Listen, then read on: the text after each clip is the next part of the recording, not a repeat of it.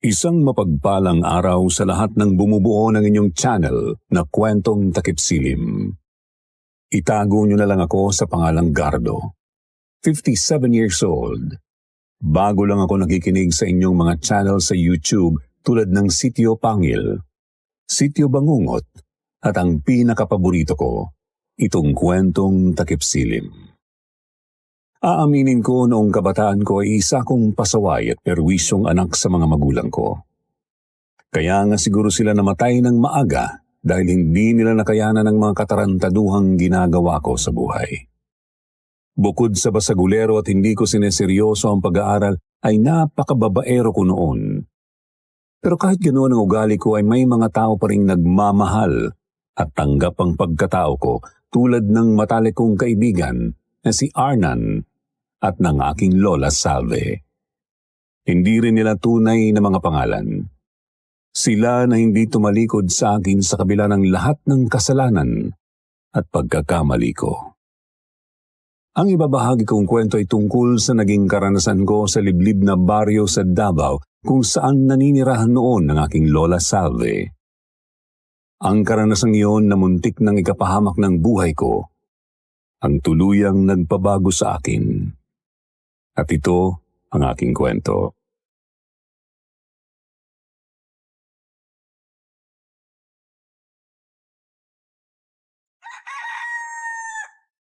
Gardo, pare, gising.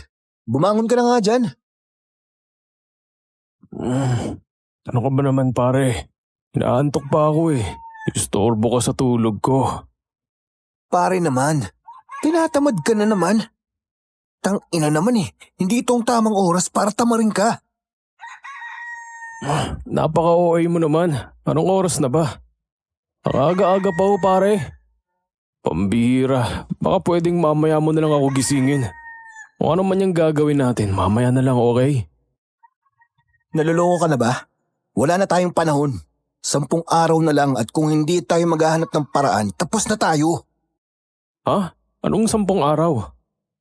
Gago ka talaga ano? Huwag mong sabihin na nakalimutan mo na 10 araw na lang ang palugit natin kay Dodong para babayaran yung utang natin sa kanya. Kailangan na natin maghanap ng pambayad. Kundi malalagot tayong dalawa pare. Dodong? Sino ba namang hindi makakalimot sa mukhang gagong yun na mukhang bisugo? Hindi ito ang oras para magpatawa. Kilala mo naman si Dodong Toothpick, di ba? Halangang bituka nun. Hindi yun papayag na hindi natin mabayaran ng utang natin. Siguradong ipapapatay tayo nun kung wala tayong maiabot sa kanya. Pare naman, relax lang. May 10 araw pa naman tayo eh. Huwag mong gawing biro to. Nakalimutan mo na ba kung paano tayo napunta sa sitwasyong to? Kung hindi mo ipinatalo sa sugal ang naipon natin at hindi mo ginastos sa pambababae mo, may pera pa sana tayong pambayad ngayon. Sa sinabi ng tukmol kong kaibigan nagpanting ang tenga ko. Padabog akong bumangon mula sa higaan at sininghalan siya. Pwede ba? Tama ng paninisi mo sa akin. Hindi ko naman kasalanan na natalo tayo sa sugal. Wala namang gustong matalo, di ba? Tungkol dyan sa sinabi mong pambababae ko, hindi ka pa ba nasanay sa akin? Alam mo naman na mula pa ng teenager tayo, mahilig na ako makipaglandian sa mga chika babes, di ba? Ganito na talaga ako pare. Babaero na ako. Kaya wag mo akong sumbatan na parang ikaw ang perpekto sa ating dalawa. Tandaan mo pare, pareho lang tayong likaw ng bituka. Kaya alam kong sa lahat, ikaw ang mas nakakaunawa sa akin. Oo nga pare. Kilalang kilala na kita dahil bata pa lang tayo magkaibigan na tayo. Pero sana naman magbago ka na. Magseryoso ka na pare. Sinasabi ko to hindi para sumbatan ka, kundi para ipaalala sa'yo na nakataya ang buhay natin dito. Hindi mo ba naiintindihan yon ha, pare? Oo na, kaya nga sinasabi ko sa'yo ngayon, huwag kang masyadong mag-alala. Dahil may solusyon na tayo dyan. Solusyon? Paano pare? Sige nga. Paano natin nababayaran agad ang 300,000 na utang natin kay Dodong? Basta ako nang bahala. May naiisip na akong paraan. Huwag mo akong paasahin. Kung plano mo na namang magsugal o gumawa ng kalokohan, mas mabuti pang huwag mo na ituloy. Wala na tayong pera dahil lugi na rin ang negosyo natin. Negosyo na pinaghirapan nating itayo pero nauwi lang din sa wala. Relax lang pare. Manalig ka sa akin. Malalagpasan din natin to. Sana nga pare. Sana nga. Dahil kung hindi, siguradong may mangyayaring masama sa ating dalawa. Maganda ka pare. At aalis tayo. Pupunta tayo sa Davao. Davao? Probinsya nyo yun, di ba? Anong gagawin natin doon pare? Teka, huwag mong sabihin na magtatago tayo ron. Kahit saan tayo magpunta, siguradong mahanap pa rin tayo ni Dodong. Kilala mo naman yung gagong yun eh. Maraming koneksyon yun, di ba? May mga kaibigan pa siyang parak. Wala tayong ligtas sa kanya. At saka tagal ko na rin na hindi nakikita si Lola Salvi mo mula nung huli niyang dalaw dito sa'yo. Pero teka, sigurado ka bang papayag siya na kunin mo na yung lupa?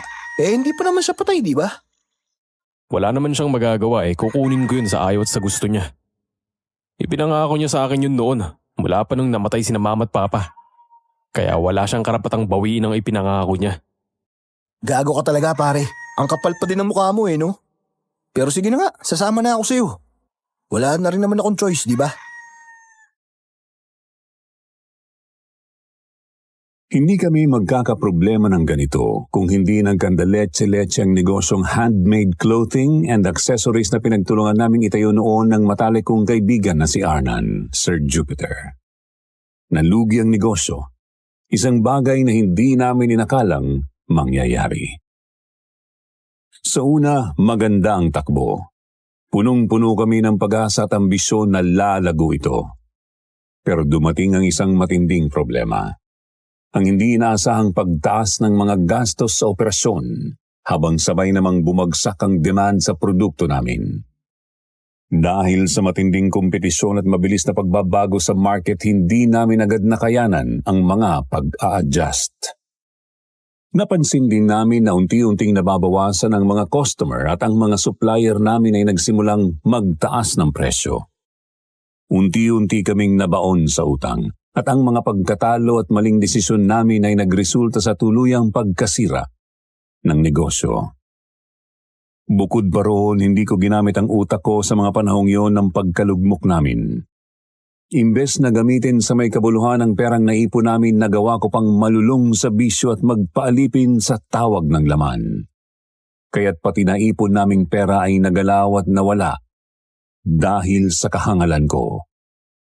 Dahil dito naisip naming mangutang kay Dodong Toothpick, hindi niya tunay na pangalan, na leader ng isang sindikato sa lugar namin.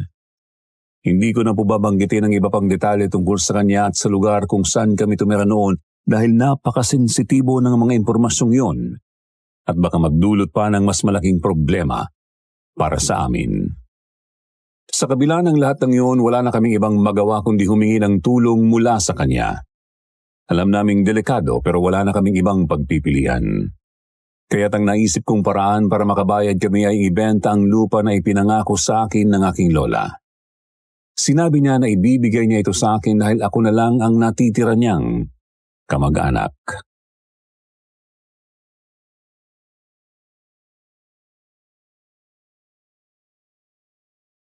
Mga boss, pwede na kayong bumaba rito. Teka Manong, hindi pa naman ito ang sinasabi naming baryo Pasensya na boss, pero hanggang dito lang ang biyahe ng jeep. Walang jeep na dumadaan papunta ron. Masyado kasing malayo at delikado ang daan. Manong, sana sinabi mo agad na hindi pala aabot ang jeep mo sa pupuntahan namin. Di sana, ibang sasakyan na lang ang sinakyan namin. Nako boss, kahit anong sasakyan hindi na rin talaga pumapasok doon. Pero kaya nyo namang lakarin yun Lakarin? Gusto mong paglakarin kami? Abat ang galing mo Pare, tama na yan. Huwag ka na makipagtalo kay Manong. Hindi na rin naman magbabago ang sitwasyon kahit ano pang sabihin mo. So ganun na lang? Palalampasin natin ang ganung klaseng serbisyo? Ayan ka na naman pare.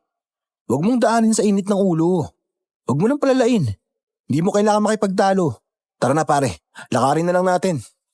Sayang ang oras Ay Manong, pasensya na po kayo sa kasama ko Pagod lang po siya sa biyahe. Lalakarin na lang po namin ang papunta ron. Napailing na lang ang driver sa naging reaksyon ko. Kitang-kita ko rin sa mukha ng ibang pasahero ang pagkainis sa ikinilos ko. Dahil doon ay napilitan akong manahimik at tumigil na sa pagsasalita.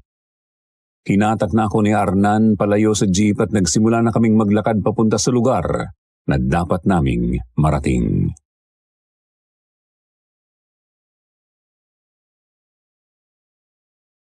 Pare, parang hindi na ako pamilyar sa dinaraan na natin Tagal ko na kasing hindi nakapunta rito. Huling punta ko dito, 13 years old pa lang ako. Sabagay, matagal na nga yun pare. Ilang taon na rin ang lumipas. Kaya pala ayaw nang magatid dito ng mga sasakyan. Ang kitid ng daan at lubak-lubak pa. Saka parang gubot na itong nilalakaran natin Pero alam mo pare, parang may kakaiba rin dito sa dinaraanan natin. Oo nga Pero anong ibig mong sabihin na parang may kakaiba? Pakiramdam ko kasi pare, parang may nakatingin sa atin. Hindi ko lang mawari kung saan.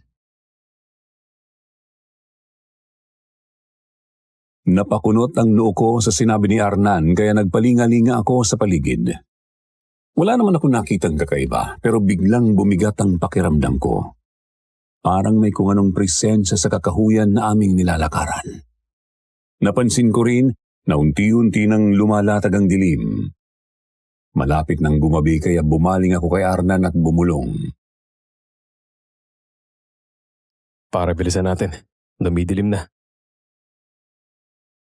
Binilisan namin ni Arnan ang paglalakad. Kahit nahihirapan ako sa makitid at lubak-lubak na daan, pilit kong inalala ang ruta papunta sa lugar ni Lola Salve. Hanggang sa wakas, narating din namin ang liblib na baryo. Ngunit laking pagtataka namin, napakatahimik ng paligid.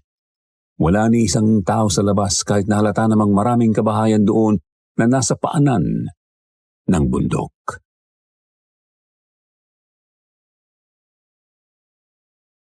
Nasaan na kaya rito ang bahay ni Lola?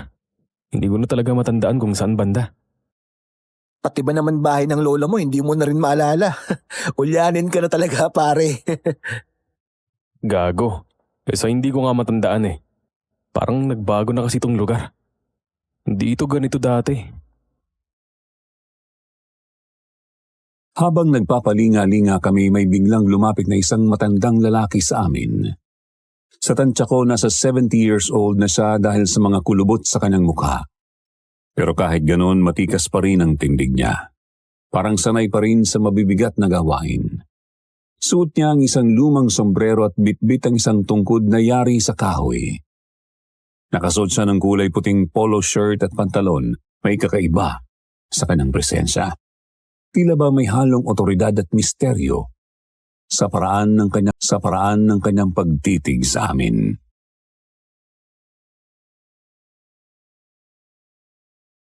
Sino kayo? Ano ang sadya nyo rito? Ako po si Gardo, apo ni Lola Salve. Kasama ko po ang kaibigan kong si Arnan. Matagal na po kasi akong hindi nakakapunta rito kaya hindi ko na matandaan kung nasaan ang bahay ni Lola. Ilang minuto lang narating na namin ang bahay ni Lola. Nasa dulo iyon ng mga kabahayan at malapit sa sagingan. Tinawag ng matanda ang pangalan ni Lola at agad itong lumabas. Oh, Lucio, ikaw pala.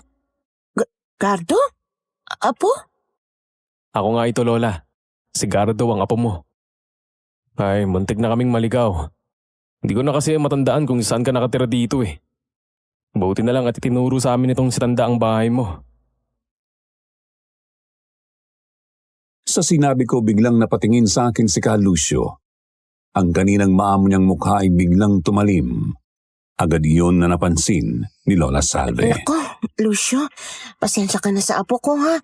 Ganyan lang magsalita yan pero mabait at magalang naman yan. Ako nang humihingi ng dispensa sa sinabi niya. At ikaw naman, Gardo, bakit ka ba nagpunta rito? Ay nako, mahabang kwento Lola. Kaya baka pwedeng papasukin mo na kami. Nga pala kasama ko si Arnan. Kilala niyo siya, di ba? Best friend ko yan. Lola, magandang gabi po. Ang tagal ko na po kayong hindi nakita. Isinama po kasi ako rito ni Gardo.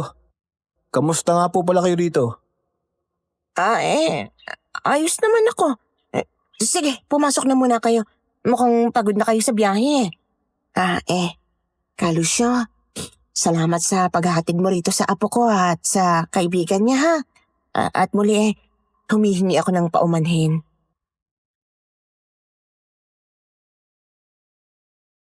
Tumango naman ang matandang lalaki bago tuluyang nagpaalam.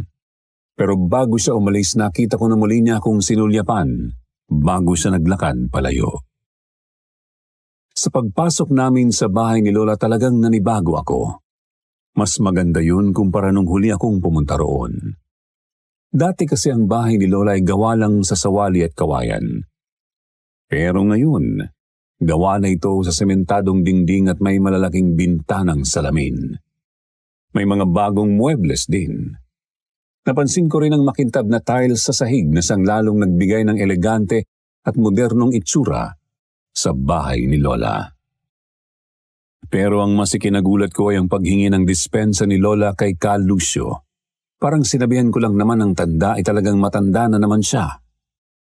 Nakita ko pang yumukod siya habang humihingi ng paumanhin. Hindi rin nakaligtas sa paningin ko ang suot na damit ni Lola Salve. Kulay puting bestida yon at may nakasabit pa sa leeg niya na medalyon na kung titingnan ay parang anting-anting.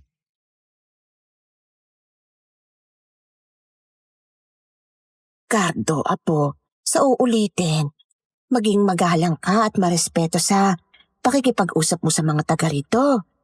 Iwasan mo magsalita ng bastos o anumang hindi magagandang salita. Kung ayaw mo magkaproblema, huwag mo nang uulitin ang sinabi mong yun kay Galusyo. Maliwanag ba? Lola, wala namang masama sa sinabi ko eh. Nagsasabi lang naman ako ng totoo. Talaga namang matanda na siya. Apo, may mga bagay na mas mabuti nang hindi binabanggit. Lalo na kung makakaapekto yun sa taong pinagsabihan mo. Sundin mo na lang ang sinabi ko sa'yo. Hindi lahat ng totoo ay kailangang sabihin. Lalo na kung magdudulot ito ng panganib sa'yo. Mag-ingat ka sa mga sasabihin mo.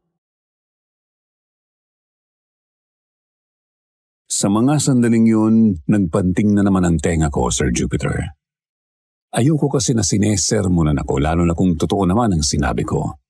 Pero imbis na sagutin ko si Lola, pinigilan ko ang sarili ko na magalit at pilit ng umiti.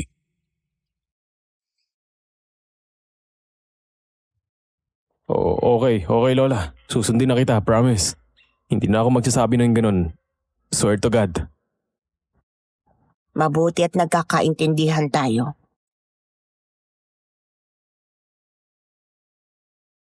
Pinili ko na lang manahimik at sumunod kay Lola dahil ayokong pagmulan yon ng hindi namin pagkakaunawaan.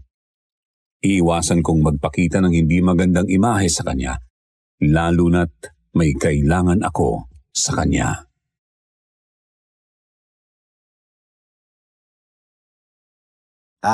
Lola, napansin po namin na sa gantong oras ay wala na pong tao sa labas. Nakakapanibago po kasi. Sa Maynila, kahit 12:00 na ng gabi, marami pa rin pong tao sa kalsada. Sa Maynila yon. Dito kasi, pagsapit ng 6:00, kailangan ng lahat ng tao ay nasa loob na ng kanilang mga bahay. Curfew, kumbaga. Kaya po pala. May curfew pala rito sa inyo. Pero bakit po si Kalusyo ay nasa labas pa rin po? Si Kalusyo kasi ang naatasang mag-ikot dito sa buong baryo para tiyakin kung sumusunod ang mga tao sa mga patakaran, lalo na sa oras ng curfew. Nang mabanggit nila si Ka Lucio, bigla kong naalala ang sinabi niya kanina kaya't hindi ko napigilan ang sarili ko na magtanong kay Lola Salve. Lola, tanong ko lang. Bakit Ka Salve ang tawag sa'yo ni Ka Lucio? Miyembro ba kayo ng isang samahan? Oo, Gardo. Miyembro ako ng kapatiran. Lahat ng tao rito sa baryo ay miyembro ng kapatiran na pinamumunuan ng aming pinuno na si Supremo Lorenzo. Kaya po pala pareho kayong nakasuot ng kulay puti ni Kalusyo, Lola. Yan po bang uniform nyo? Ang alam ko po kasi may mga uniform ang mga ganun. Ay tama ka, iho. Ito ang kulay ng aming kapatiran, ang kulay puti. Lahat kami kailangang magsuot ng kulay puti dahil ito ang simbolo ng kadalisayan at magkakaroon ng malinis na kalooban. Ang bawat miyembro, inuukit sa kanilang puso ang mga aral ng aming kapatiran. Kaya't ang puti ay nagsisilbing paalala na kailangan naming panatilihin ang aming integridad at malinis na layunin. At isa sa mga layunin ng aming kapatiran ay ang maging magalang at marespeto sa kapwa. Napakunot ang noo ko sa mga pinagsasasabi ni Lola Salve. Para sa akin isang malaking kalokohan ang maging kasapi sa mga ganong samahan o kapatiran na sinasabi niya. Pero sinakyan ko na lang ang trip niya.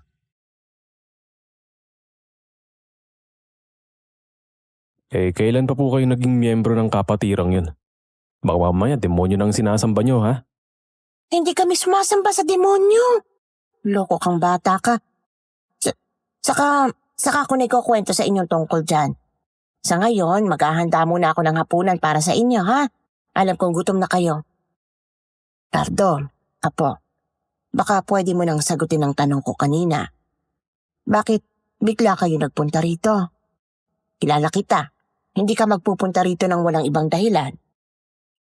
Ay Lola, hindi na ako magpapatumpik-tumpik pa. Pumunta ako rito dahil kukunin ko na ang lupa na ipinangako nyo noon na papamanan nyo sa akin.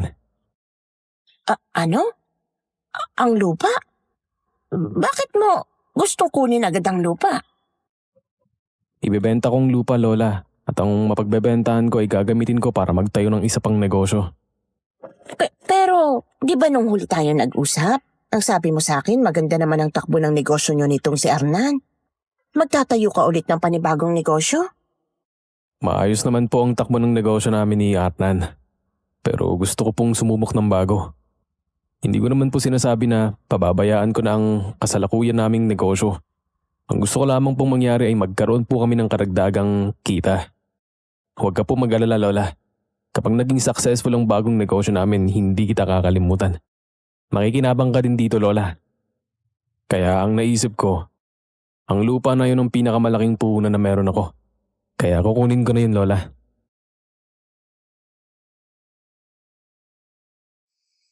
Nagsinungaling ako sa kanya. Hindi niya pwedeng malaman ang totoong nangyari sa negosyo namin ni Arnan at ang pagkakaroon namin ng malaking utang. Sandaling tumahimik si Lola Salve.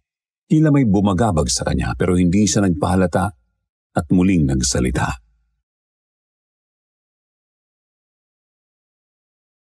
Hindi naman ako humihiling sa'yo ng kahit ano, apo. Kahit naman noon pa, nang magkaroon ka ng negosyo, hindi ako humingi ng kahit anong bagay mula sa'yo dahil maganda at maayos naman ang kabuhayan ko rito sa Davao. Mas lalo akong sinuwerte nang maging kasapi ako ng kapatiran. Pero kailangan ba agad-agad mong makuha ang lupa, apo? Oo, Lola. Kailangang mapasa akin yun sa lalong madaling panahon. At hindi ako aalis dito hanggat hindi mo binibigay sa akin ng lupa. Kung gayon saka na natin pag-usapan ng tungkol dyan dahil marami pa akong aasikasuhin sa nalalapit na piyesta dito sa baryo. 3 araw mula ngayon, piyesta na rito. Kaya magiging abala ko bilang tagapangasiwa sa piyesta. Pagkatapos ng piyesta, saka tayo mag-usap tungkol sa lupa. Sa ngayon, kumain na muna kayo at pagkatapos ay magpahinga na kayong dalawa. Sige po, Lola. Pag-usapan na lang natin pagtapos ng fiesta. Wala na akong nagawa sa sinabing yun ni Lola Salve.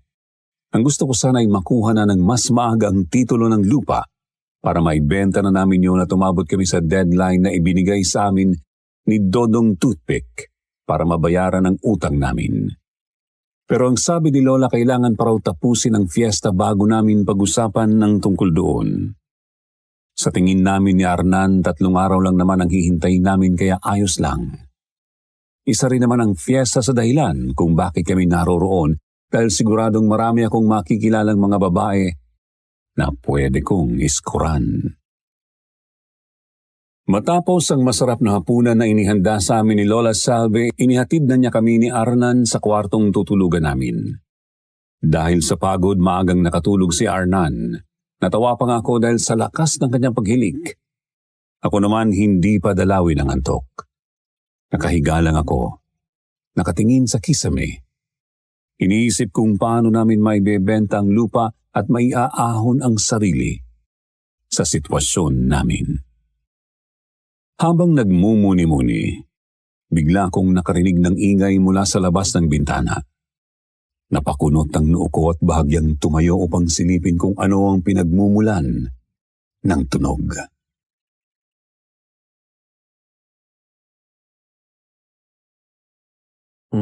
Ano kayang ingay yun? Parang may kung anong umaaligid sa labas. Sa una, hindi ko na lang pinansin ang ingay. Iniisip ko na baka may naligaw lang na aso o pusa sa labas na gumagawa ng kaluskos. Pero habang tumatagal, palakas ng palakas ang tunog na parabang may kung ano o sino man na pilit na gustong pumasok sa bintana. Nakaramdam ako ng inis. Talaga pare? Sayang naman. Pwede nating litsunin yun. Masarap daw yun kapag nilitsyon ah. Oo nga eh. Pero nung sumilip ulit ako sa siwang ng bintana, biglang nagtatatakbo palayo ang baboy na yun. Kaya nga inis na inis ako kagabi. Di bale kapag nagkita ulit kami nun, wala nang kawala yun sa akin. Biglang naputol ang usapan namin nang magsalita si Lola Salve. Nakakunot ang noo at masama ang tingin sa amin. Huwag niyong gagawin yan. Huwag kayong huhuli, mananakit o papatay ng kahit anong hayop na makikita niyo rito. Lalo na ang mga baboy. Sa baryong ito, napakahalaga ng bawat buhay. Para sa amin na mga miyembro ng kapatiran, ang mga hayop, halaman at kahit anong may buhay ay sagrado. Ano? Napakalaking kalokohan naman yan, Lola. Kung hindi tayo papatay ng hayop gaya ng baboy, anong ihahandaan natin sa fiesta? Ano, puro gulay? Tangina, ang boring naman nun. Cardo, ang bunganga mo. Hindi yan ang tinuro sa'yo ng mga magulang mo. Ay nako, alam niyo, masaya ang fiesta namin dito kahit walang karne ng hayop. Masarap ang mga hinahanda namin dito. Mga kakanin, ensaladang gulay. Mula nang maging kasapi ako ng kapatiran, hindi na ako kumakain ng karne ng hayop. Puro gulay na lang o tinapay. Tulad ito kinakain natin ngayon. Ano po Lola? Vegetarian pala kayo? Ano yung masarap na kinain namin kagabi? Hindi ba yun karne? Oo, hindi yun karne. Dahon yun ng gulay na nilagyan ko ng harina at ginisa sa mga pampalasa. Ang tawag doon, vegetarian meat. Masarap din, di ba? Kaya, hindi nyo na malaya na gulay lang palang kinain nyo. Ano, dahon lang yun? Parang tunay na karne ang lasa. Kita nyo? Hindi naman kailangan ng karne para masarapan sa pagkain. Maraming paraan para makakain ng masarap na hindi nakakasakit ng ibang buhay. Kaya sa susunod, huwag niyong pagtatangka ang manghuli o pumatay ng mga hayop na makikita niyo rito sa baryo. Dahil kapag ginawa niyo yan, matinding kaparusahan ang ipapataw sa inyo ng aming supremo. Nauunawaan niyo ba? Tumango si Arnan kay Lola Salve, samantalang ipinagkibit-balikat ko lang ang sinabi niya. Sa isip ko, puro kalokohan ng mga babala at pinaniniwalaan niya. Fiesta naman, bakit ba hindi pwedeng maghanda ng masarap na putahe mula sa mga hayop? Pero hindi ko na lang pinatulan si Lola. Sa halip nagpasya kong baliwalain ang sinabi niya. Hindi ko pa rin matanggap na puro gulay lang ang ihahanda namin sa fiesta. Ang sabi ko sa sarili ko sa tamang pagkakataon, gagawa ko ng paraan para mahuli ang baboy ramo na yon nang hindi nila nalalaman. O siya, tapusin niyo ng pagkain at mamaya ipapakilala ko kayo sa mga kasamahan ko sa kapatiran at sa aming pinuno na si Supremo Lorenzo. Nabanggit ko na sa kanya kanina na dumating kayo rito.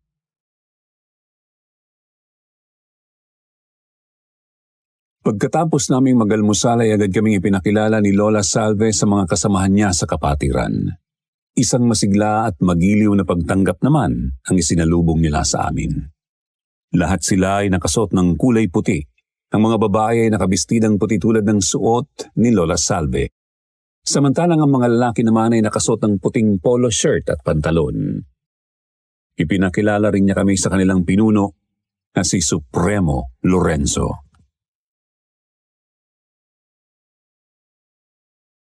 Mahal naming Supremo, ipinakikilala ko po sa inyo ang aking apo na si Gardo at ang matalik niyang kaibigan na si Arnan. Galing po sila sa Maynila at nagbabakasyon lang sila rito sa ating baryo.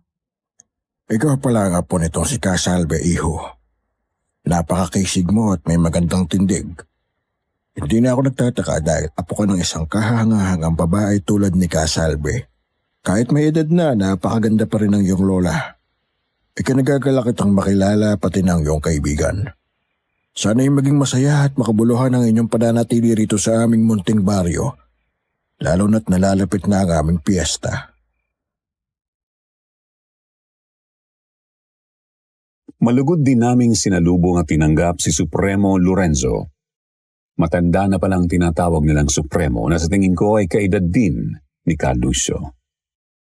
Makikita rin sa pangangatawan niya na matikas at malakas pa rin siya at ang mga mata niyang malalim ay puno ng karanasan at karunungan. Bagamat ang balat niya ay may mga marka na ng panahon, ang kanyang mga mata ay nagtataglay pa rin ng determinasyon at tapang. Ngunit sa mga sandaling yun, hindi ko mapigilan ang sarili kong matawa sa kakaibang kasuotan niya. Nakasuot kasi siya ng mahabang abito na parang sa pare. Kulay puti at may nakasabit na mga burloloy sa leeg na hindi ko mawari kung ano ang ibig sabihin. Maging ang ibang miyembro ng kapatiran ay may mga suot ding burloloy.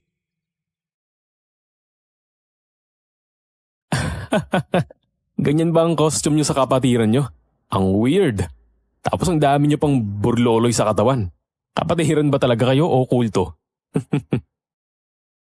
Gago ko talaga, pare. Bakit mo pa sinabi yun? Gardo, ano bang pinagsasasabi mong bata ka?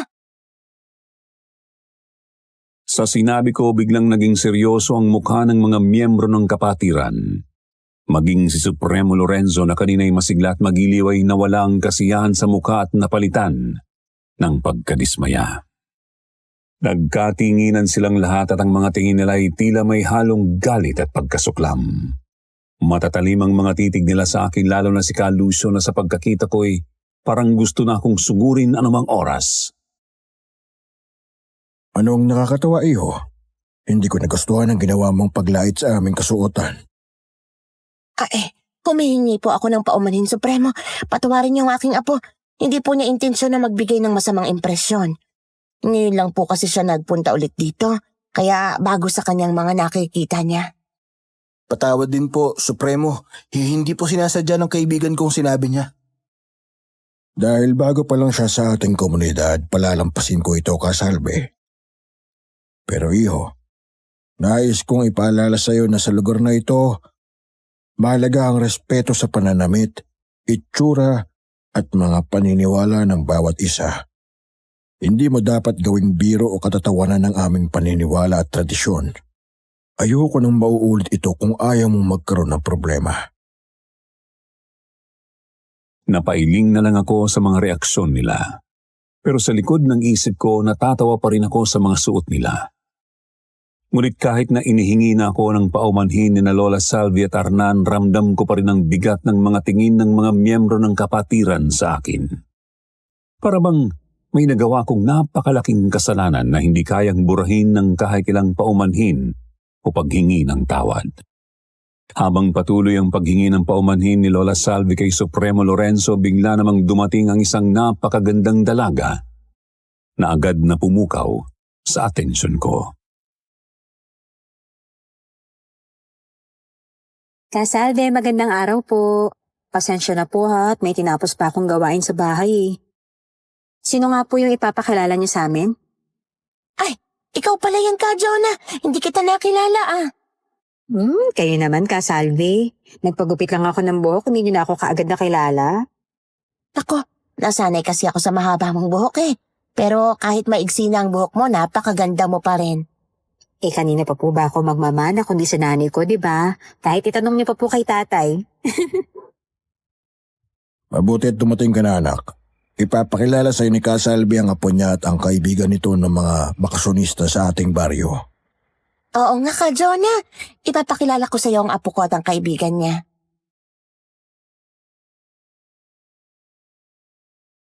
Dali-daling inakay ni Lola Salvi ang napakagandang si Jonah papunta sa amin ni Arnan. Kasunod naman nila si Supremo Lorenzo na hindi pa rin inaalis ang seryosong pagkakatitig sa akin. Ka, Jonah, ito ang apo kong si Gardo at ang kaibigan niyang si Arnan. Mga iho, ito si Jonah, ang nag-iisa kong anak. Nang makita ko ng malapitan ng dalaga, mas lalo pang nanlaki ang mga mata ko. Kitang-kita ko ang mapupungay niyang mata, makinis na kutis at mamula-mula niyang labi. Para kung natulala sa kanyang kagandahan. Hindi ko inasahang ganito siya kaganda sa malapitan. Napansin ko rin ang kanyang apple cut na buhok na bumagay sa maamo at perpektong hugis ng kanyang mukha. Suot niya ang isang puting bestida na hapit sa magandang hubog ng kanyang katawan. Hi, ako si Jonah. Masaya ako makilala kayo, Gardo, sa Arnan. Mas lalo akong kinilig nang iabot niya ang kanyang kamay. Siyempre hindi ko pinalampas ang pagkakataong ito para magpakitang gilas. Inabot ko ang kanyang kamay at mariing kinamayan siya. Kasabay ng isang mayabang na ngiti. Sa isip ko ito nang simula ng isang magandang pagkakataon upang mapalapit sa kanya. Hi, Miss Beautiful. Natutuwa akong makilala ka. Hindi ko inaakala na ganito pala kaganda ang anak ni Supremo Lorenzo. Habang nakatingin ako sa mga mata ni John, pakiramdam ko ay parang nawala ako sa sarili. Parang biglang huminto ang lahat ng tunog sa paligid at siya na lang ang natitirang naroroon. Ang mga mata niyang puno ng misteryo at ang malambing niyang ngiti ay parang magnet na humihila sa puso ko. Hindi ko may paliwanag ang nararamdaman ko pero alam kong may kakaibang koneksyon kaming dalawa.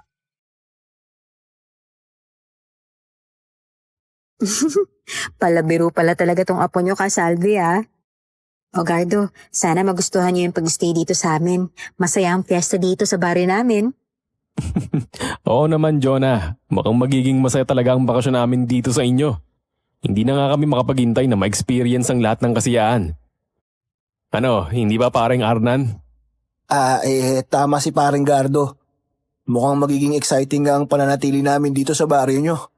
Sigurado akong magiging unforgettable ang fiesta rito. Magiging masaya talaga ang karanasan nyo rito sa amin, mga iho, kung marunong kayong gumalang at rumespeto sa mga tao rito. Pero tandaan ninyo, kapag hindi nyo ginawa yun, maaaring pagsisihan nyo ang araw na pumunta pa kayo rito. Sa sinabi ni Supremo Lorenzo, bigla kong nakaramdam ng kaba. Parang bumigat ang hangin at ang tono ng kanyang boses ay punong-puno ng babala. Nang titigan ko siya, nakita ko ang seryosong ekspresyon sa kanyang mga mata. Alam kong hindi basta-basta ang sinabi niya. Hindi ko man lubos na maunawaan ang ibig niyang sabihin pero ramdam ko na may malalim na kahulugan ang mga salitang iyon. Nang bumalik kami sa bahay ay todo sermon ang inabot namin kay Lola Salve. Ano bang pumasok sa utak mo, bata ka? At nagawa mo pagtawanan ng pananamit at itsura ng mga tao rito? Pati si Supremo Lorenzo, hindi mo man lang nirespeto. Ay, alam mo ba kung anong klase ng taong Supremo namin? Mabait yun, oo. Pero kapag nagalit yun, Ko ang seryosong ekspresyon sa kanyang mga mata. Alam kong hindi basta-basta ang sinabi niya. Hindi ko man lubos na maunawaan ang ibig niyang sabihin pero ramdam ko na may malalim na kahulugan ang mga salitang iyon. Nang bumalik kami sa bahay ay todo sermon ang inabot namin kay Lola Salve. Ano bang pumasok sa utak mo, bata ka? At nagawa mo pagtawanan ng pananamit at itsura ng mga tao rito? Pati si Supremo Lorenzo, hindi mo man lang nirespeto. Ay, alam mo ba kung anong klase ng taong Supremo namin? Mabait yun, oo. Pero kapag nagalit yun, naku apo, baka pagsisihan mong ginawa mo. Hindi mo gugustuhin na makita kung anong kaya niyang gawin sa mga hindi marunong gumalang at rumispeto. Oo na, Lola. Pasensya na. Hindi na mauulit, promise. Cross my heart, hope to die. Ay naku, Garto. Huwag kang puro promise, cross my heart, hope to die dyan. Ang respeto hindi lang sinasabi, ginagawa. Sana naman maging totoong sinasabi mo at matutunan mong maging maingat sa bawat kilos at salita mo. Tandaan mo, hindi lang sarili mo ang dala mo rito kundi pangalan ko, kaya magtino ka, apo. Tama ang lola mo, pare. Huwag mong dalhin dito ang pagiging perwisyo mo. Nakakaya talaga yung ginawa mo kanina, no? Ang dami-daming tao tapos ganun pang inasal mo. Alam mo, kung ako ang posisyon nila, siguradong napikon din ako sa'yo eh. Kaya kung ako sa'yo, mag-ingat ka na sa susunod. Huwag mo nang bigyan pa ng dahilan yung mga tao dito para mainis sa'yo.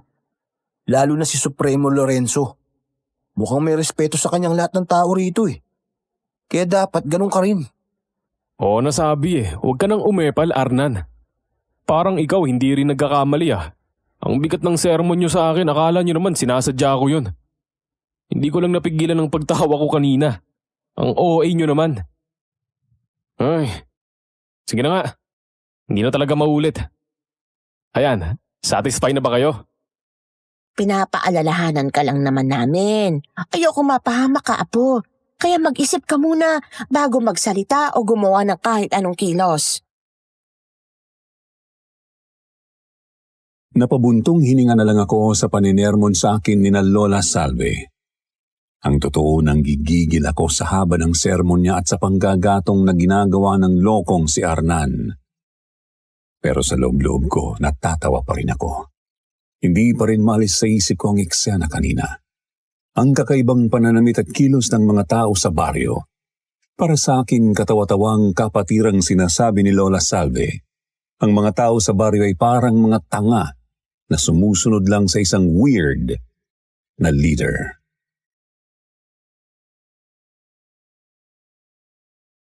O siya, kakain na tayo ng hapunan at para maaga tayo makapagpahinga dahil marami akong aasikasuhin bukas para sa piyesta. Ay bukas nga pala, kapag nagising kayo, hindi nyo na ako aabutan dahil maaga akong aalis para maghanda ng mga kakailanganin doon. Kaya kayo nang bahala rito ha. Buong araw ay abala ko, kaya baka sa gabi na tayo magkikita. May mga pagkain na dyan, kaya kayo nang bahala magluto ha. Nang tumalikod na sa amin si Lola Salve, muling sumagi na naman sa isip ko ang itsura ng mga taong nakilala namin ni Arnan kanina. Lalong-lalo na ang pinuno nilang si Supremo Lorenzo. Napailing na lang ako habang sinusubukang pigilan ang sarili sa pagtawa. Ang weird talaga ng mga tao dito. Pati itong si Lola. Nahawa sa kawirdohan at katangahan sa lugar na to.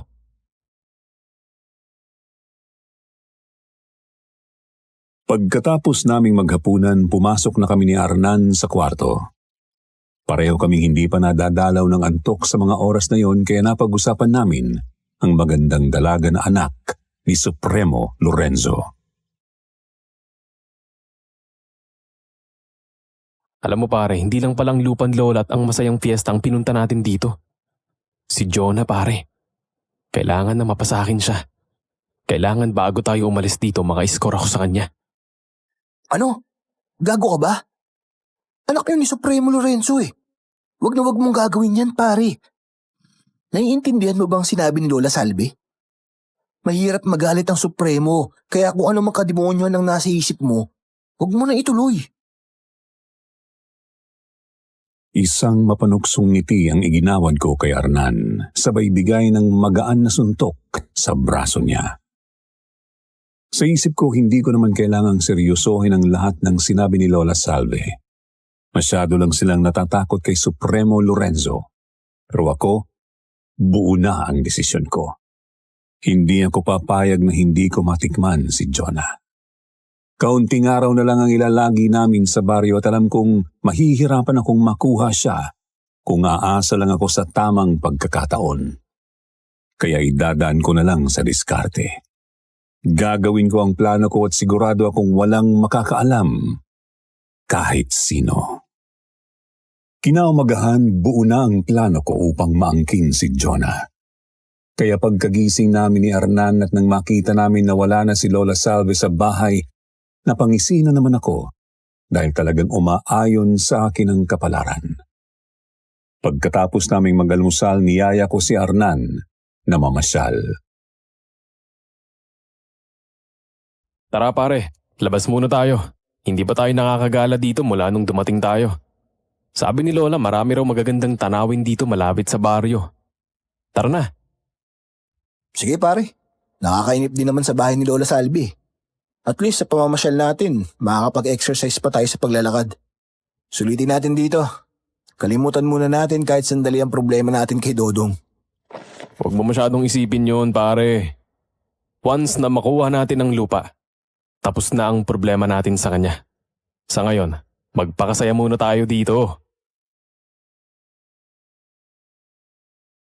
Napabuntong hininga na lang si Hernan sa katarantaduhan ko. Ngunit habang naglalakad kami, nakasalubong namin si Jonah. Nang makita ko siya, hindi ko na naman napagilan ang sarili ko na mag-edit. Ang kanyang ngiti at ang masayang pagbati niya sa amin ay tila lalo akong tinutokso. Pare, napapansin ko, masama pa rin ang tingin ng mga tao rito sa iyo ah. Siguradong dahil pa rin yun sa ginawa mo kahapon. Gago ka kasi. Hindi mo man lang napigilan ang sarili mo. Pati sa Supremo, pinagtawanan mo. Ano ba kasing naisip mo't nagawa mo yun? Anong magagawa ko? Natatawa talaga ako sa mga itsura nila. Tapos yung mga burloloy nilang suot. Para saan ba ang mga yun? Pang out of this world ang mga tao rito pare. Kaya tingnan mo si Lola. Nahawa na rin sa pagkabaliw nila. Ayan ka na naman pare. Sinabihan ka na ni Lola Salve na huwag kang magsasalita ng hindi maganda tungkol sa mga tao rito, di ba? Baka may makarinig sa'yo. Wala akong pake. Tingnan mo ang gagawin ko pare. Tarantado ka talaga pare. Bakit mo ginawa yun? Bakit mo sila dinilaan at sinenyasan mo pa sila ng masama? Baka magsumbong ang mga yun kay Supremo o kaya kay Lola Salve. Baka pati ako madamay dyan sa kaparaningan mo eh. Relax ka lang pare. Hindi nila malalaman kung anong ibig sabihin ng ginagawa ko. Mukha namang mga mangmangang tao rito eh. Mga slow, kaya huwag kang matakot. Teka, kayo yung mga bisita ni Kasalve, di ba? Saan nga yung puntan yung dalawa? Oh, ikaw pala Miss Beautiful. Eto, namamasyal na sa labas. Namaboard na kasi kami sa bahay ni Lola Salve. Tama si paring Gardo. Mula nung dumating kami rito, hindi pa kami nakakapamasyal. At saka maghapon na busy si Lola Salve. Nag-aasikaso kasi siya para sa piyesta kaya wala kaming kasama o makakausap sa bahay. Alam nyo, maraming magagandang lugar dito sa amin. At pwede nyo mapuntahan. Kung gusto nyo, sasamahan ko kayo sa mga magagandang spot dito para maikot nyo. Aba, talagang masaya yon. Kapag ikaw ang kasama namin, siguradong magiging mas espesyal ang pamamasyal namin. Ano Arnan, game ka ba? Ay, syempre, game ako. Mukhang masaya to eh.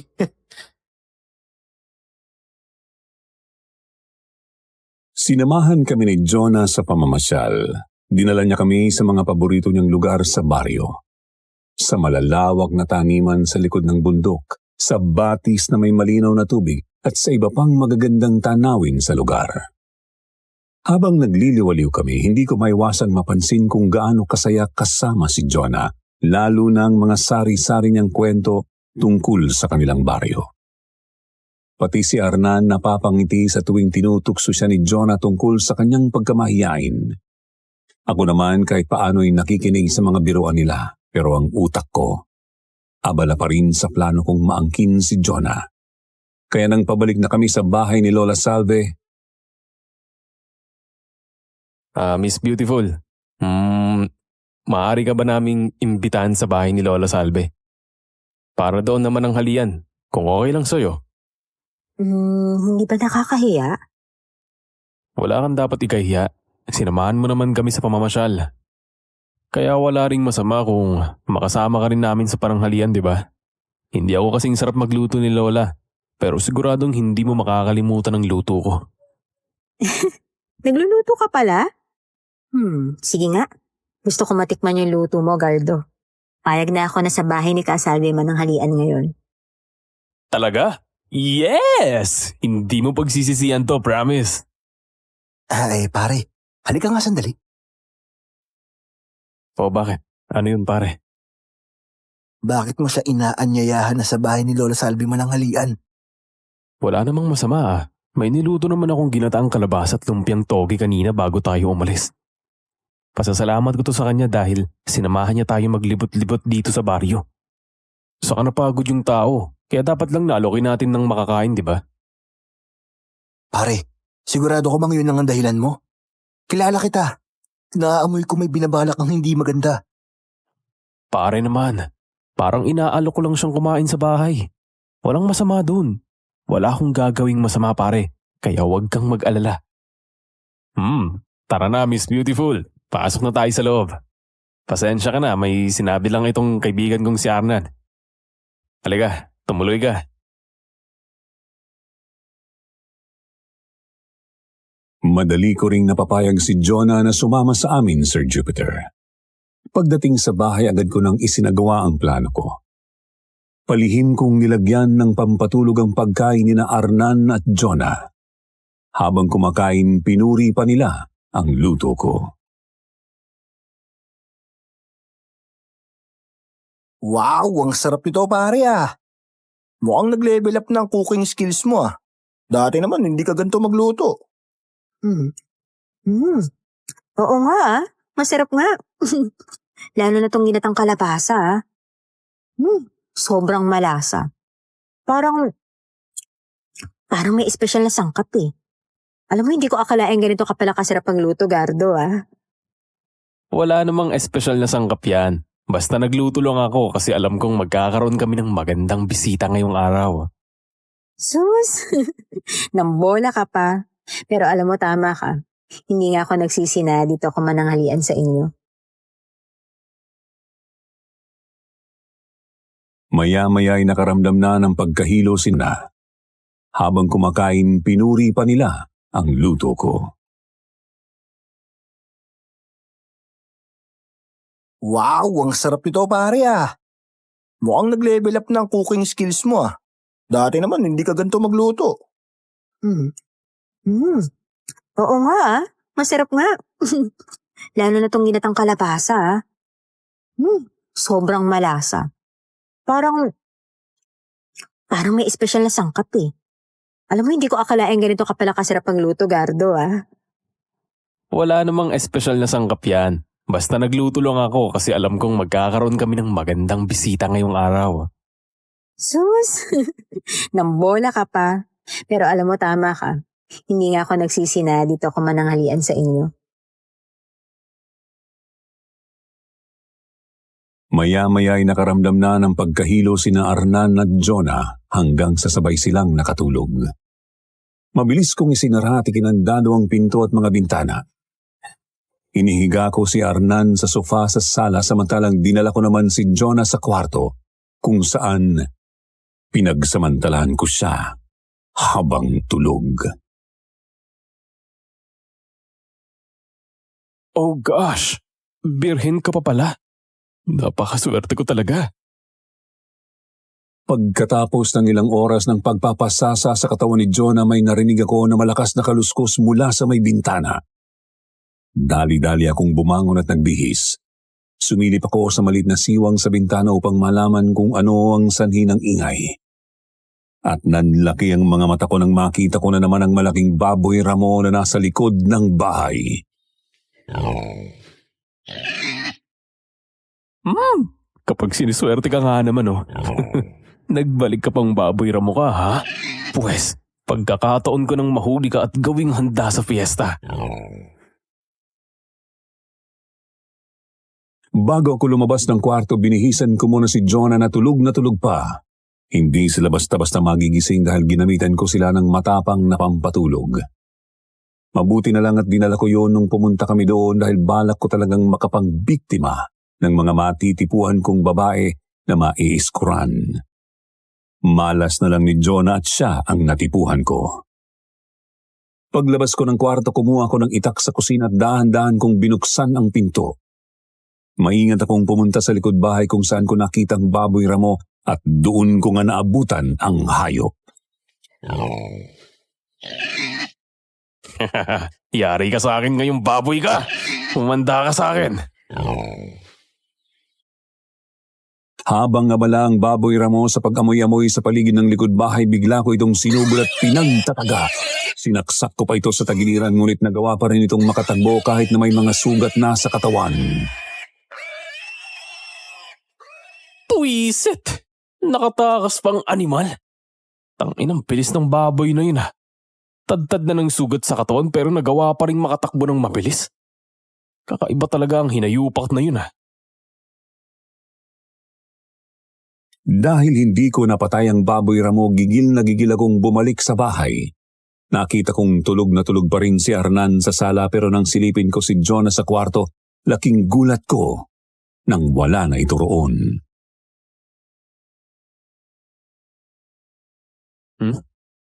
Bakit wala siya rito sa loob?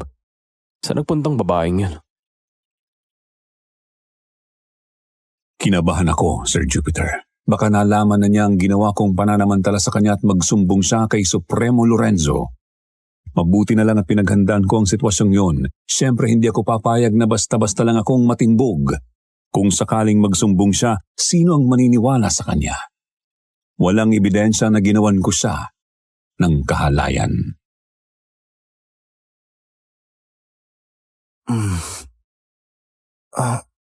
Anong nangyari? Ang bigat ng ulo ko. Nakatulog ba ako?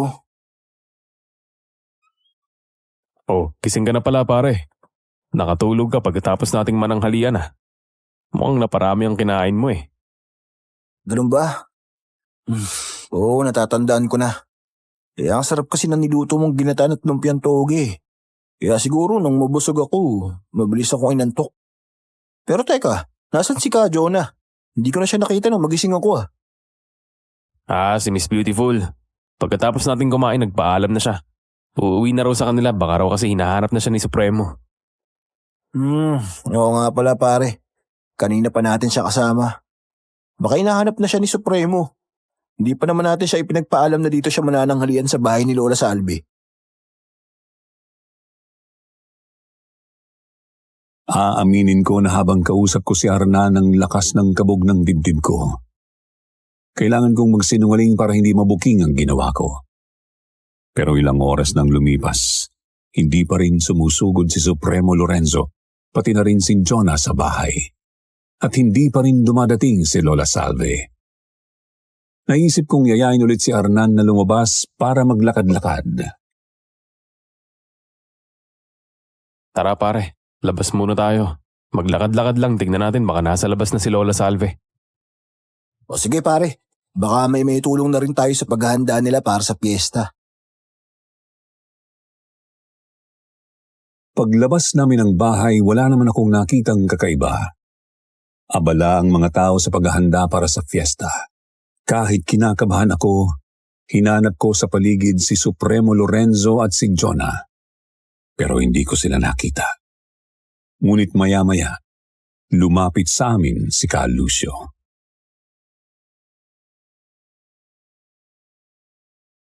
Magandang hapon sa inyo, mga iho. Maaari ko ba kayong makausap? Oh, Ka Lucio, kayo pala. Bakit po, Ka Lucio? Ihingi sana ako ng tulong sa inyong dalawa para sa paghahanda para sa nalalapit na fiesta.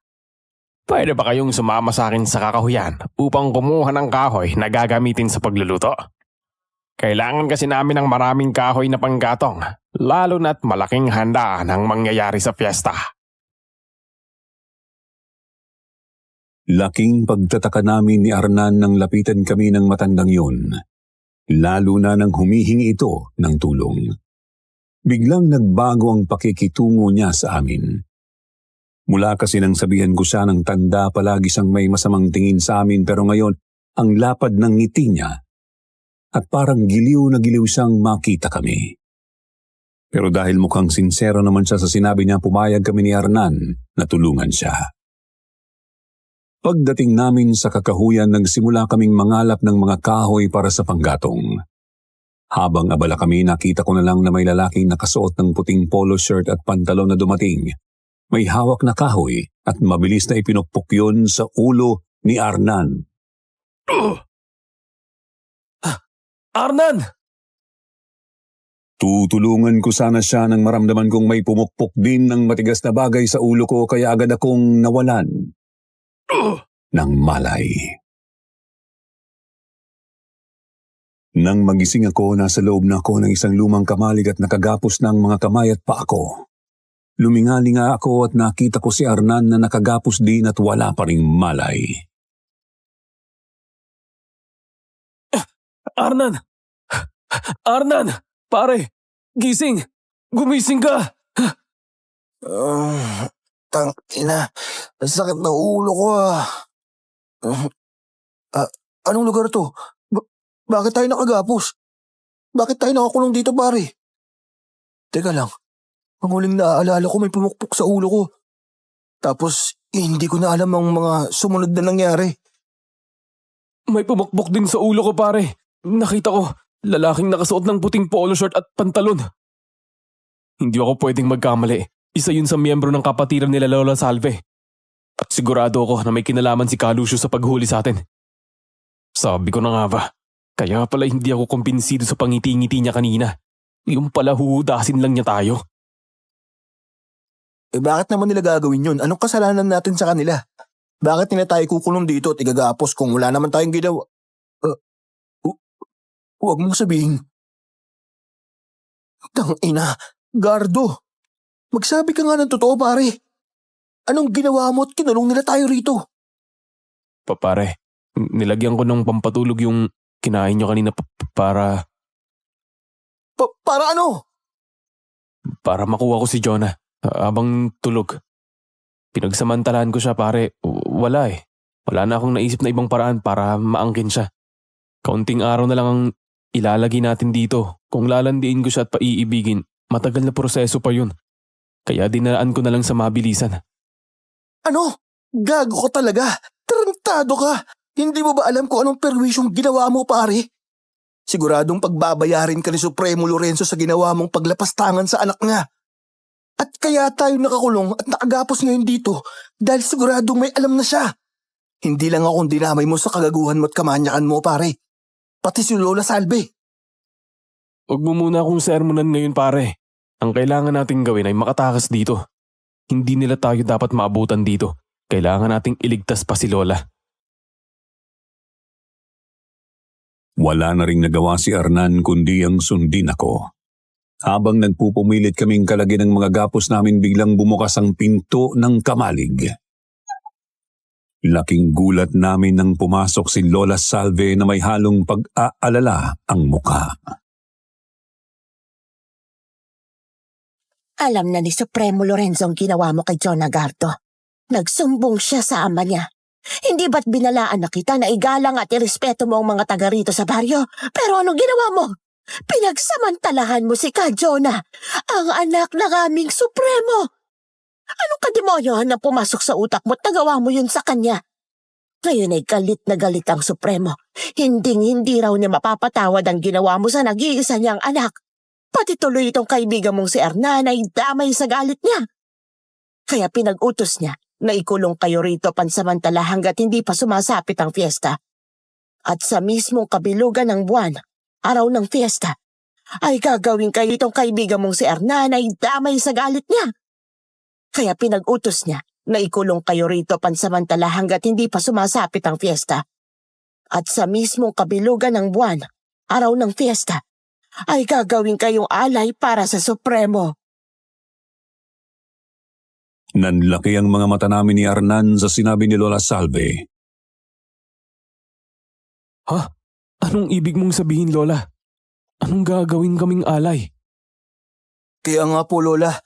Anong alay ang sinasabi niyo? Hayaan niyong ipaliwanag ko muna sa inyo ang lahat. si Supremo Lorenzo, ang anak niyang si Kajona at ang asawa niyang si Carosenda ay mga dayo lang noon dito sa baryo. Noong panahong yon, napakahirap ng buhay namin dito. Pineste ang mga taniman namin kaya pineste rin ang kabuhayan namin.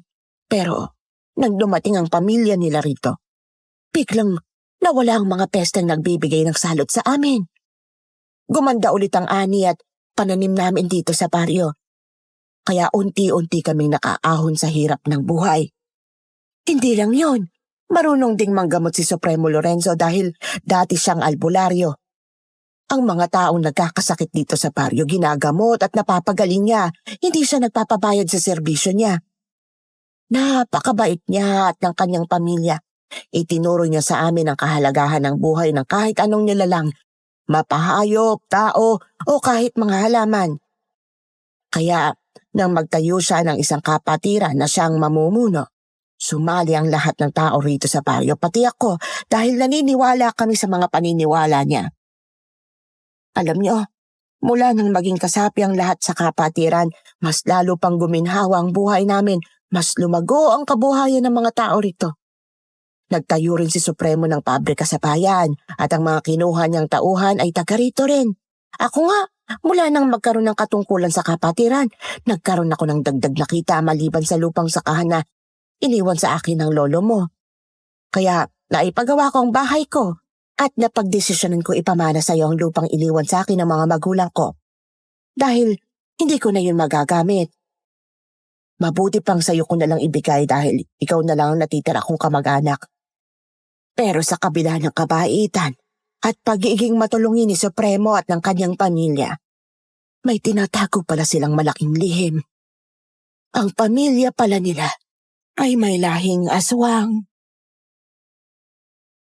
Laking gulat namin ni Arnan sa natuklasan namin tungkol sa pamilya ni Supremo Lorenzo.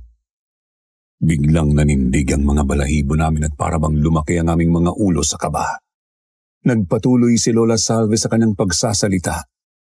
Ang mga mata niya ay puno ng takot at pag-aalala. Kayang kontrolin ni na Supremo at Kajona ang kanilang pagiging aswang, kaya nilang hindi kumain ng karne ng tao, karne lang ng hayop ang kinakain nila at hindi sila nanghihina.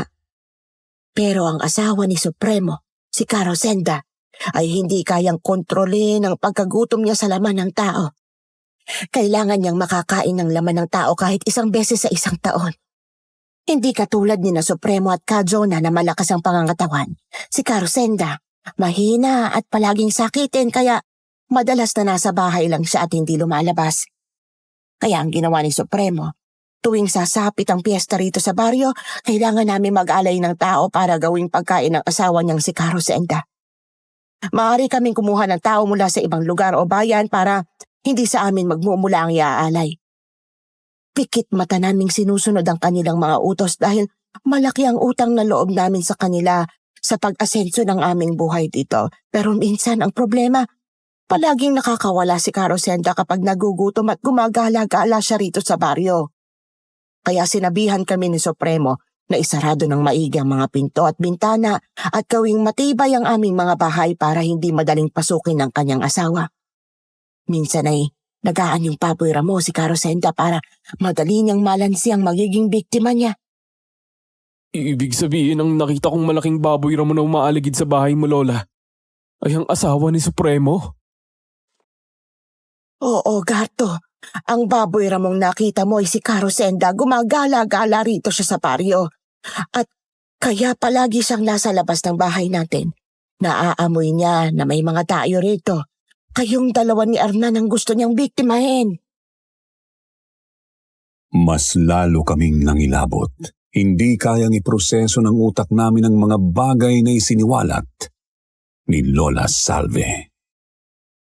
Diyos ko, tinaga at pinagsasaksa ko yung baboy ramo na yun, Lola. Ano? Bakit mo ginawa yun, Apo? Nakita ko kasi siya na umaaligid sa likod bahay. Naisip ko pagkakataon na yun para may panghanda na tayo sa fiesta. Kaya pinagtataga ko yung baboy. Diyos ko, kung ganon, ikaw palang sumugat kay Carosenda. Di ba sinabi ko sa'yo na wag ka mananakit ng mga hayop na makikita mo rito, lalo na kapag baboy. Dahil baka ang masaktan mo ay si Carosenta na nasaan yung baboy ramo. Alam mo ba, dahil sa isang beses na lang kumakain ng karne ng tao si Carosenda, mabagal din kung gumaling ang mga sugat niya.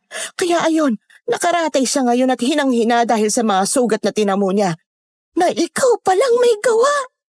Kapag nalaman ni Supremo ginawa mo sa asawa niya, hindi ka na paaabutin sa fiesta. Papatayin ka na niya agad.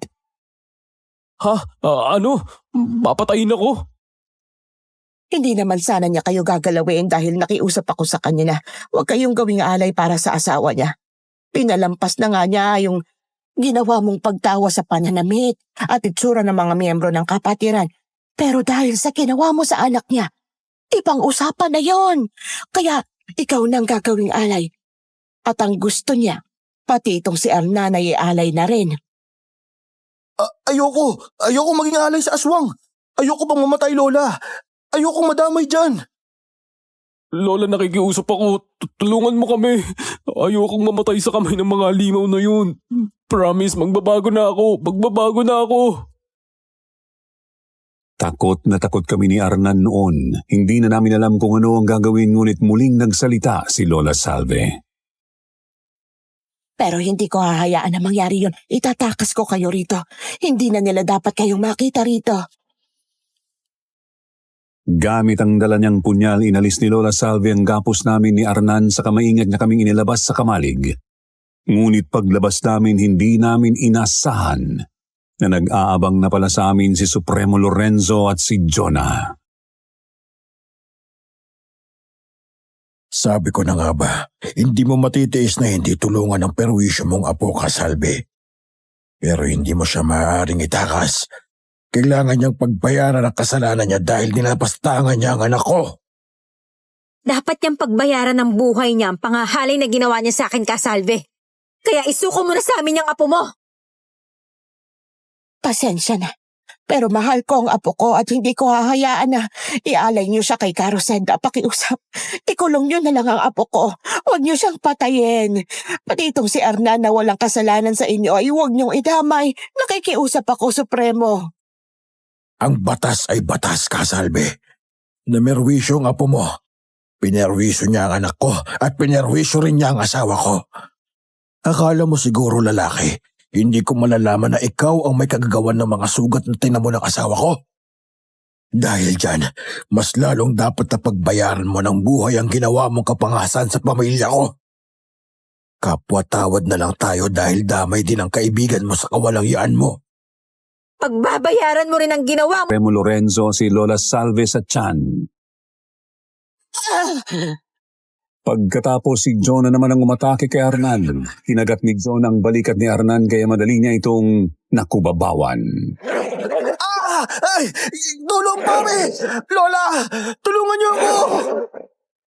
Sa mga sandaling yon, hindi ako nakakilos sa kinatatayuan ko. Parang napako ang mga paa ko sa lupa dahil hindi ko akalain na makakaharap ko ang mga ganong halimaw.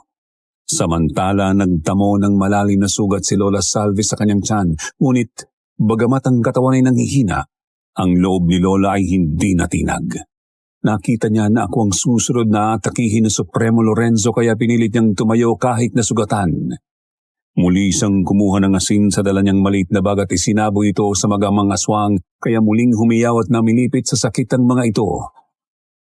Habang namimilipit at nakasubsob sa lupa ang mga aswang iika-ika na lumapit sa amin si Lola Salve, saka lang ako naimasmasan nang lapitan niya kami. Tumakbo na kayo! Iligtas niyo ang sarili niyo! Hindi ko namin iiwan dito, Lola. Tara na, Lola. Sabay-sabay tayong aalis dito. Iwan niyo na ako. Malala ang sugat ko, hindi ko na kayang tumakbo. Ako nang bahala sa kanila. Kailangan niyo makalayo rito. Pero Lola, Huwag nang matigas ang ulo mo. Lumayo na kayo rito ng kaibigan mo habang mahina ang mga aswang. Bago niya kami tuluyang paalisin, ipinasok ni Lola Salve ang kamay niya sa ilalim ng kanyang damit at iniabot ang isang maliit na papel na may nakasulat na numero at address, kasama ang titulo ng lupa na hinihingi ko sa kanya. Sinabi niya sa akin na kapag nasa Maynila na kami agad naming tawagan o puntahan ang nakasulat sa papel at huwag nakalimutang dalhin ng titulo ng lupa. Pagkabigay niya nito sa akin, tumingin siya sa akin at nagsalita. Apo, mahal na mahal kita. Naniniwala ako na may pag-asa ka pang magbago. Kaya wag mong palampasin ang pagkakataong ito. Sige na, umalis na kayo ni Arnan. Lola, hindi. Lola! Arnan, umalis na kayo ng apo ko. Bilisan ninyo. Halika na pare, habang nangihina ang mga aswang. Humagulgol talaga ako ng iyak habang hinahatak ako ni Arnan palayo sa lugar na yon. Habang tumatakbo kami, hindi ko napigilan ang sarili ko na lumingon kay Lola Salve. Nakita ko siya na patuloy na nagsasaboy ng asin sa magamang aswang. Ngunit nakakuha ng tiyempo si John at nagawa nitong dambahan si Lola. Hindi ko na nakayanan pang tingnan ang eksenang yun kaya binilisan ko na ang takbo. Mabilis kaming nakalayo sa baryo. Ang akala nga namin ay haharangin pa kami ni Ka Lucio at ang iba pang miyembro ng kapatiran. Ngunit hindi na nila kami hinapol. Mabuti na lang at may dala kaming pera kaya madali kaming nakabalik sa Maynila. Habang nasa biyahe, ang bigat pa rin ang pakiramdam ko dahil hindi ko nalaman kung ano na ang nangyari kay Lola Salve. Sobra kong sinisisi ang sarili ko sa nangyari. Kung hindi dahil sa pagiging pasaway ko, hindi mapapahamak si Lola Salve at hindi madadamay si Arnan. Kasalanan kong lahat. Hindi magkakaganito kundi dahil sa akin. Ako ang dapat nang mamatay. Ako ang dapat na namatay at hindi si Lola. Huwag mo lang sisihin ang sarili mo pare. Nangyari na eh. Pero sana maging aral sa iyo ang nangyari sa atin. Gardo, magbago ka na. Para hindi masayang ang sakripisyo ni Lola Salve.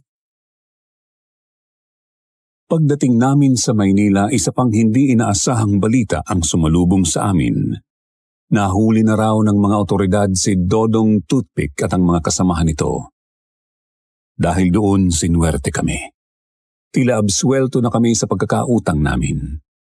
Pinuntahan din namin ni Arnan ang address na nakasulat sa papel na ibinigay sa akin ni Lola Salve at laking gulat namin nang malaman na ang address pala ng abogado ni Lola ang nakasulat doon.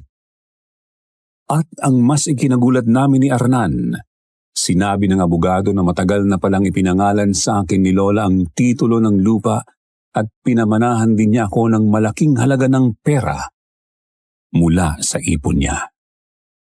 Ang sabi pa ng abogado, sa oras na dalhin ko ang papel na ibinigay sa akin ni Lola sa kanya, ibig sabihin ay makukuha ko na ang lahat ng ipinamana niya sa akin.